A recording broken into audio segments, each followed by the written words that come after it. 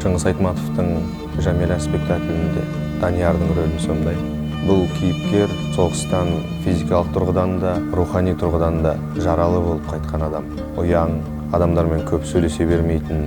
Оның барлығы не үшін десек, оның барлығы сол жаралығынан шығар деп ойлаймын. Адамның жүрегі жараланған кезінде ол жүрекке көбісін кіргізе бермейтін әдеті бар деп білемін өз басым. Бірақ осындай жабық адамның ішінде неше түрлі керемет дүниелер жатқандығын спектакль барысында оның ән салған кезінде біз көз жеткіземіз.